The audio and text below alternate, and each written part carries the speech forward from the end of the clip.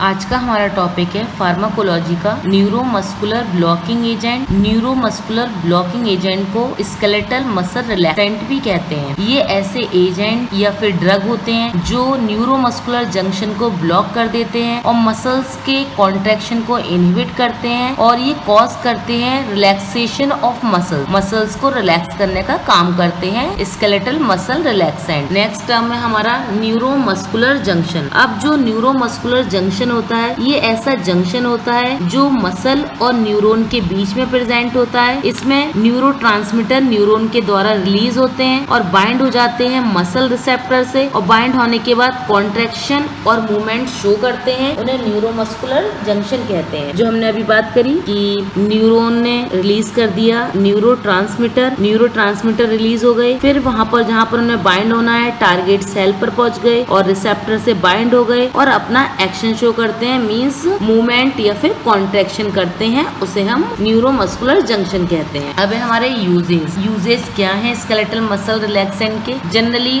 Doctor use करते हैं इसे मसल को रिलैक्स करवाने के लिए at the time of the operation. Next है कि जो सिम्टम होते हैं जैसे मसल स्पास में पेन हो रहा है, हाइपरफ्लेक्सिया मींस ओवर रिस्पॉन्स कर रही है हमारी बॉडी, उन सिम्टम को ट्रीट करने का काम करते हैं और ये एज ए क्यूरेट भी यूज किए जाते हैं फॉर हंटिंग एनिमल्स। और इसे एज ए अनेस्थेटिक भी यूज किया जाता है। As a original anaesthetic use नहीं किया जाता, अनेस्थेटिक की अल्टरनेट यूज किया जा सकता है स्केलेटल मसल रिलैक्सेंट। अब आता है हमारा general procedure of muscle relaxant, muscle contraction की जो हमारी मसल कॉन्ट्रैक्शन हो रही है मीन जो न्यूरो हमारा स्केलेटल मसल रिलैक्सेंट है ये क्या करता है मसल को कॉन्ट्रैक्ट करने का काम करता है। तो हम इसकी जनरल मैकेनिज्म की बात करते हैं। एसिटाइल कोलिन रिलीज हो गया, रिलीज होने के बाद बाइंड हो जाएगा with the nicotinic receptor. Nicotinic receptor के साथ बाइंड हो गया। निकोटिनिक रिसेप्टर के साथ बाइंड होने के बाद जो सोडियम चैनल होते हैं ये ओपन हो जाते हैं और सोडियम चैनल जब ओपन हो जाते हैं तो जो सोडियम एक्स्ट्रा सेलुलर फ्लूइड में था बाहर था सेल के, वो सेल के अंदर आना स्टार्ट हो जाएगा, इन्फ्लक्स हो जाएगा। जब सेल के अंदर आना स्टार्ट हो जाएगा सोडियम तो सोडियम इंक्रीज हो जाएगा इन्फ्लक्स इनसाइड द सेल और डीपोलराइजेशन कॉज हो जाएगा और डीपोलराइजेशन कॉज हो जाएगा तो मतलब स्केलेटल मसल कॉन्ट्रैक्ट हो जाएंगी। ये जनरल मैकेनिज्म है स्केलेटल मसल रिलैक्सेंट का। अब हम बात करते हैं classification of skeletal muscle relaxant, कौन कौन सी ड्रग्स स्केलेटल मसल रिलैक्सेंट में आती हैं। तो सबसे पहले हम बात करते हैं स्केलेटल मसल रिलैक्सेंट की क्लासिफिकेशन की। दो टाइप में क्लासीफाई है, नॉन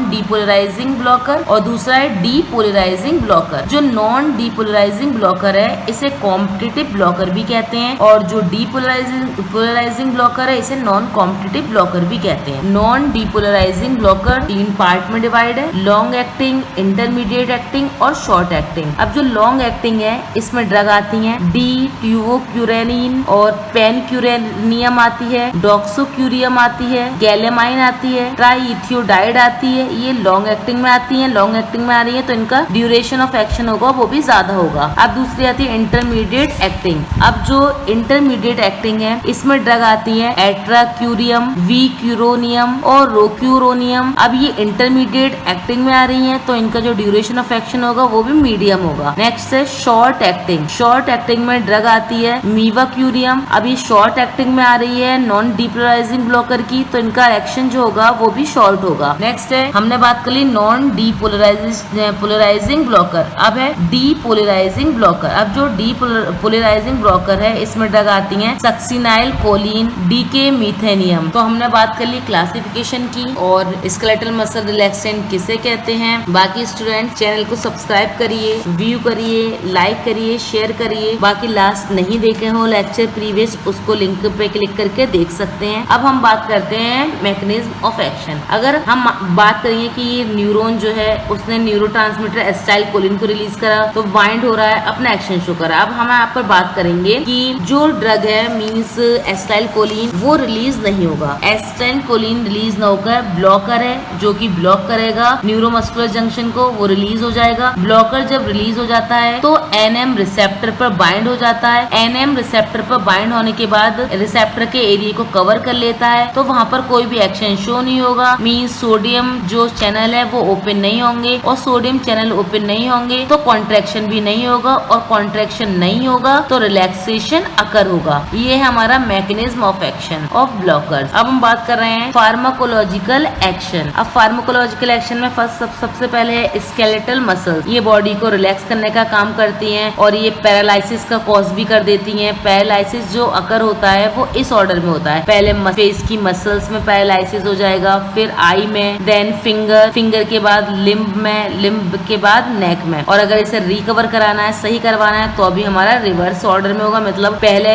नेक का पैरालिसिस सही होगा, उसके बाद लिम्ब का, लिम्ब के बाद फिंगर का, फिंगर के बाद आईज का, and last muscles of spasm. Next है हिस्टामीन। अब जो histamine release means hypotension occur हो जाएगा हिस्टामीन के रिलीज होने से, और हाइपोटेंशन अकर हो जाएगा हमारा। तो नेक्स्ट हमारा फार्माकोलॉजिकल एक्शन है कि ब्रोंको स्पाज्म हो जाएगा। ब्रोंको स्पाज्म के साथ साथ जो गैंग्लिया ब्लॉक कर देगा, ऑटोनोमिक गैंग्लिया। अब इसको ओवरकम या फिर रिवर्स करेंगे तो कैसे कर सकते हैं, नियोस्टिगमाइन ड्रग और पारिडोस्टिगमीन ड्रग को दे देंगे तो वो क्या करेगी, जो एस्टाइल कोलिन होता है उसकी अवेलेबिलिटी को बढ़ा देगी। वो एस्टाइल कोलिन की अवेलेबिलिटी बढ़ाती है वो एस्टाइल कोलिनेस्टेज एंजाइम को इनहिबिट करके। नेक्स्ट है adverse effect. Adverse effect hypoxia हो जाएगा, रेस्पिरेटरी पैरालिसिस हो जाएगा, हाइपोटेंशन कॉज हो सकती है, कॉन्स्टिपेशन हो सकता है, टैकाइकार्डिया हो सकता है। अब हमने बात करी अभी नॉन डीपोलराइजेशन की, कि नॉन डीपोलराइजेशन किसे कहते हैं, फार्माकोलॉजिकल क्या है और इसका मैकेनिज्म ऑफ एक्शन क्या है। अब हम बात करते हैं डीपोलराइजेशन का मैकेनिज्म ऑफ एक्शन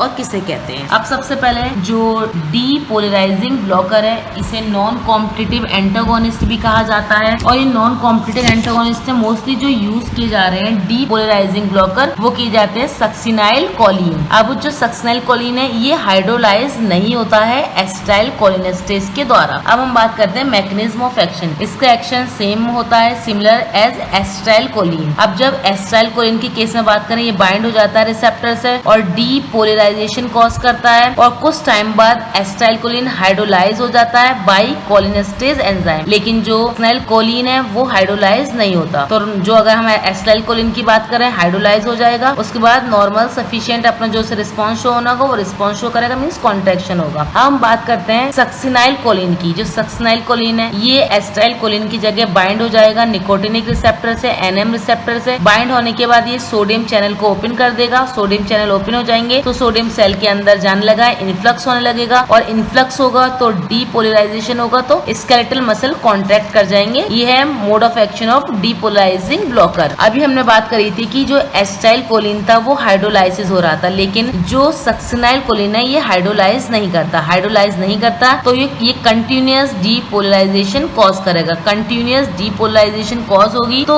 जो मसल की एक्साइटेशन है वो भी रिपीटेड होगी, बार बार अकर होगी, और बार बार रिपीट होने की वजह से डिसेंसिटाइज कर देगी ये रिसेप्टर को ड्यू टू एक्सेसिव इम्पल्स। बहुत ज्यादा सिग्नल कॉज की वजह से डिसेंसिटाइज कर देती है रिसेप्टर को, और डिसेंसिटाइज करने के बाद जो नर्व कंडक्शन होता है वो टर्मिनेट हो जाता है, और टर्मिनेट होने के बाद जो मसल्स होती हैं बहुत ज्यादा थक जाती हैं, फैटिग हो जाती हैं, तो रिलैक्सेशन पोजीशन में आ जाती हैं। यही हमने बात करी कि जो सक्सिनाइल कोलिन है ये निकोटिनिक रिसेप्टर से बाइंड हो जाता है, और जब बाइंड हो जाता है तो हाइड्रोलाइसिस नहीं हो रहा, कंटिन्यूअस डीपोलराइजेशन होता है। कंटिन्यूअस डीपोलराइजेशन होता है तो रिसेप्टर डिसेंसिटाइज कर जाते हैं, तो जो हमारा सोडियम चैनल है ये ब्लॉक हो जाता है, और रिपोलराइजेशन होगा, मींस थक जाएंगी बहुत ज्यादा मसल, तो रिपोलराइजेशन हो जाएगा और रिलैक्सेशन कॉज होगा। हम बात करते हैं फार्माकोलॉजिकल एक्शन की। फार्माकोलॉजिकल एक्शन में क्या होता है, मसल ट्विचिंग करेंगी, मींस जो छोटी छोटी मसल्स होती हैं कॉन्ट्रैक्शन करेंगी, मसल सोरनेस पेन करने लगेंगी, एपनिया कंडीशन हो जाएगी। अब हम बात करते हैं थेराप्यूटिक यूजेज। अब जो थेराप्यूटिक यूजेज है स्केलेटल मसल्स रिलैक्सेंट। अब सबसे पहले थेराप्यूटिक यूज है कि